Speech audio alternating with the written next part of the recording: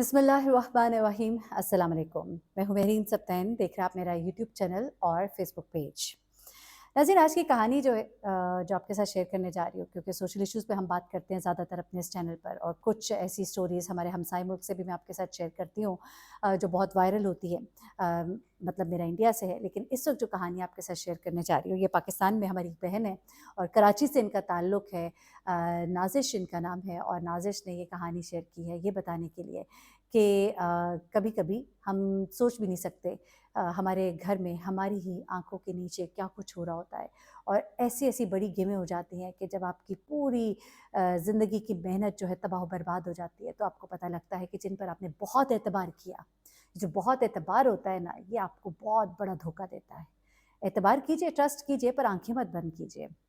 नाज़िश बताती हैं कि इनका ताल्लुक़ एक अच्छी वेल ऑफ फैमिली से था, यानी कि बहुत रिच फैमिली नहीं, लेकिन एक अच्छी वेल ऑफ फैमिली थी। नाज़िश खुद बहुत शक्ल-सूरत की खूबसूरत थी। बैचलर्स इसने जैसे ही किया तो इसका एक बहुत अच्छा रिश्ता आया, और रिश्ता बहुत अच्छी फैमिली से आया, बहुत बड़े लोग थे, और वालिद साहब ने फ़ौरन ही हाँ कर दी, और वो खुद भी खुश थी, लड़का भी गुड लुकिंग था, और ऊपर से एक क्रेज़ वो कहती हैं कि उस ज़माने में होता था, बैचलर्स किया नहीं रिश्ता आ गया, और फिर वो भी इतनी अच्छी जगह पे, लड़का भी अच्छा गुड लुकिंग है, तो एक बड़े ही मज़ेदार एनवायरनमेंट में एक शादी होती है इनकी, और एक हँसी खुशी ज़िंदगी का आगाज़ होता है। शौहर बकौल उनके बड़े ही रोमांटिक थे, बड़ा ही घूमना फिरना, इन्होंने शुरू में बहुत दुनिया घूमी, और उसके बाद घरदारी शुरू हुई, और घर में उनके यहाँ ऊपर नीचे 2 औलादें जो है अल्लाह ताला ने नवाज़ा, एक बेटा और एक बेटी से।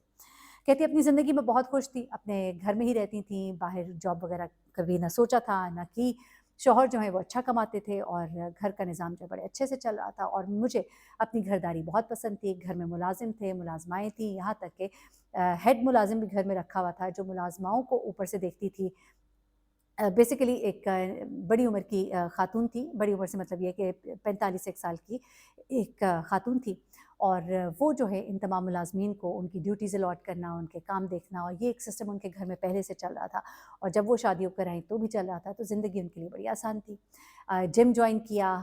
दोस्तों के साथ गेट टुगेदर्स, फिर बच्चों को भी वो कहती मैंने बड़े अच्छे से टाइम देती थी, ऐसा नहीं कि मैं बच्चों को इग्नोर कर रही हूँ, पार्टीज़ में जा रही हूँ, लेकिन ये कि चूँकि मेरे ऊपर घर की इतनी कोई ज़िम्मेदारियाँ नहीं थी, सास उनकी पहले फ़ौत हो चुकी हुई थी, ससुर जो हैं वो खुद भी बिज़नेसमैन थे, कभी एक मुल्क, कभी दूसरे मुल्क, तो आज़ादी उनको बहुत ज़्यादा अपने घर में मिली, और वो बड़ा अपनी इस ज़िंदगी को एन्जॉय कर रही थीं। उन्होंने ये कहा कि मैं अपनी दोस्तों के साथ जब मेरा उठना-बैठना होता था, और जब वो बैठती थीं, और बड़ी अच्छी-अच्छी फैमिलीज़ से, पॉश फैमिलीज़ की वो लड़कियाँ थीं, designer purse, designer bags, designer jewellery, और ऐसे में जब वो बैठकर बातें करती थीं, तो कभी कोई अपनी सास से तंग होती थी, तो कोई ससुर से तंग होती थी, और कोई नंद से तंग होती थी, और कोई सबसे ही तंग होती थी।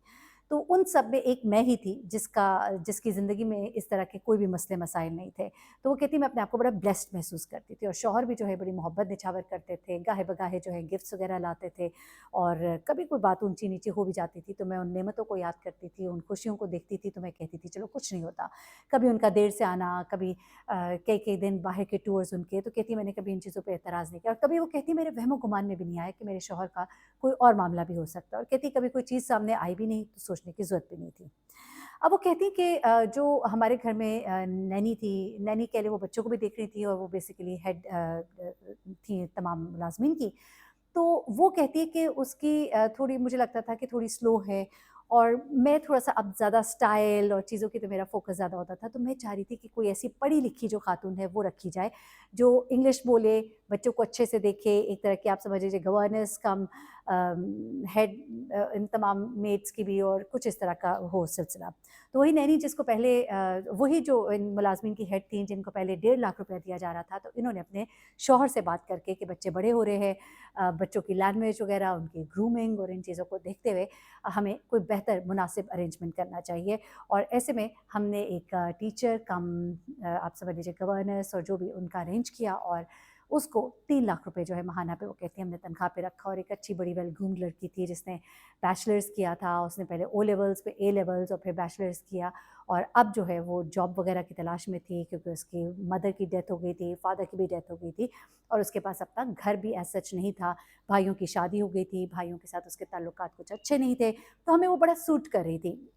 हमने उसको अपने घर में, हमारे घर में एक साइड पर हमारे गेस्ट रूम था, हमारे 2 बल्कि वो कहती है बड़े गेस्ट रूम्स थे, उसमें से एक छोटा गेस्ट रूम हमने इसको दे दिया, اور وہاں پر جو ہے وہ آ کے رہنا شروع ہوگی، تو میرے لیے اور بھی آسانی ہوگی کہ وہ ہر وقت میرے بچوں کے ساتھ ہوتی تھی، اور میرے بچے جو ہیں جنہوں نے اسکول جانا بھی شروع کیا، تو وہ جب واپس آتے ہیں کہ میں گھر نہ ہوں، تو ایک بچوں کے پاس ایک فل ٹائم ٹیچر اور ایک اس طرح کی پرسنالٹی ہوتی تھی جس پر ہم ٹرسٹ کر سکتے تھے۔ کیمراز گھر میں لگے ہوئے تھے، چیزوں کی مانیٹرنگ بھی ہوتی تھی، اور میں نے اس کو جس طرح سے بچوں کے ساتھ دیکھا تو میں نے اس کو اچھا ہی پایا۔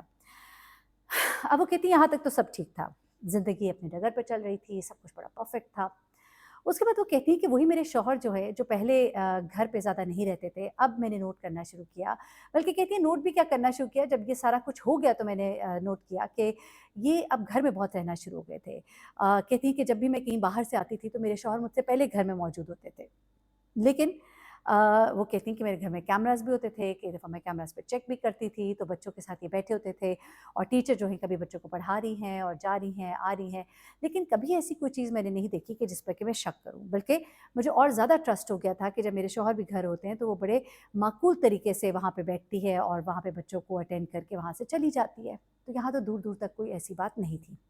پھر اس کے بعد وہ کہتی ہے کہ جو میری بچوں کی ٹیچر تھی، اس نے اب گاہے بگاہے چھٹیاں لینی شروع کر دیں مجھ سے کہ مجھے ہاف ڈے دے دیجیے، مجھے آج یہاں جانا ہے وہاں جانا ہے، تو میں نے بھی کہا چلو تھوڑا سا سوشل ہو رہی ہے بیچاری، سارا وقت یہاں پر ہوتی ہے، اور میں اس کو چھٹی دے دیتی تھی، جس وقت بھی اس نے جانا ہوتا تھا میں اس دن گھر پہ رہ لیتی تھی۔ اب وہ کہتی ہے کہ ان دنوں میں نے نوٹ کیا کہ پہلے تو مجھے اس چیز کا اندازہ نہیں ہوا، لیکن جب مجھے میری ایک دوست نے ایک دن کہا کہ میں نے فلانے دن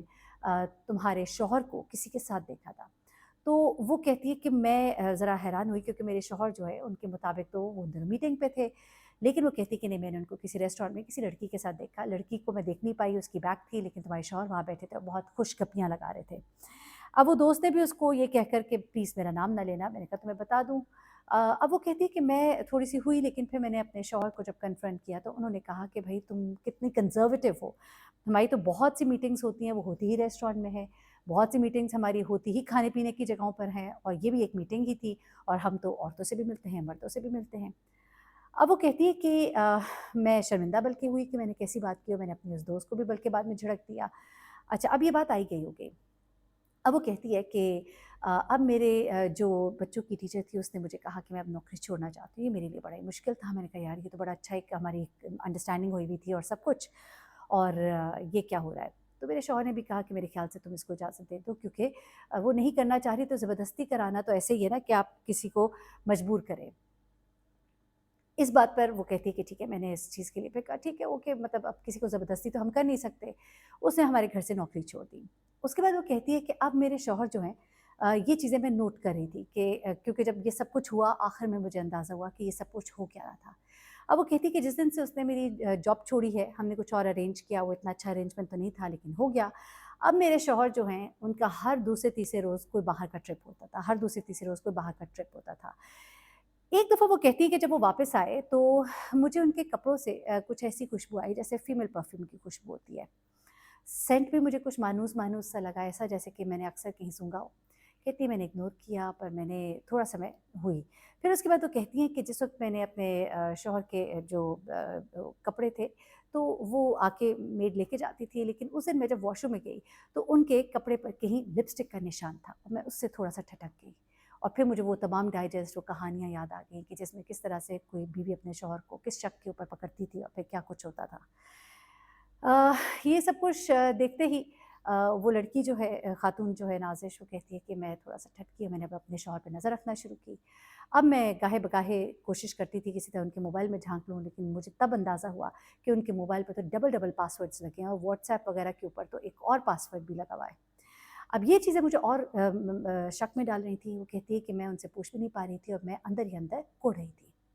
اب وہ کہتی ہے کہ پھر اس کے بعد کیا ہوتا ہے کہ میں اپنے شوہر سے جب کہہ نہیں پا رہی تھی تو میں نے اب ان پہ نظر رکھنا شروع کی۔